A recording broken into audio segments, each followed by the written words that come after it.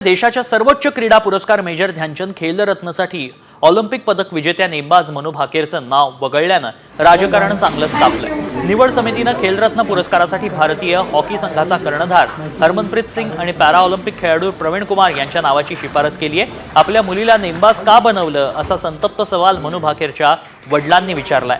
Paris ऑलिम्पिकमध्ये पदक मिळवल्यानंतर मनू भाकेरनं काँग्रेस खासदार राहुल गांधी यांची भेट घेतली होती।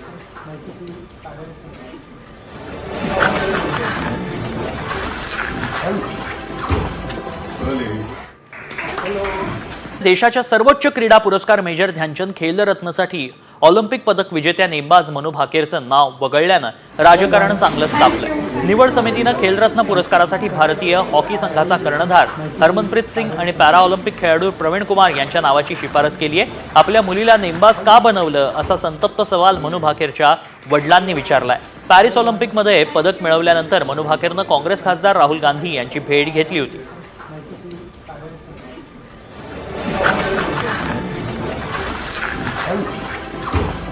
Really?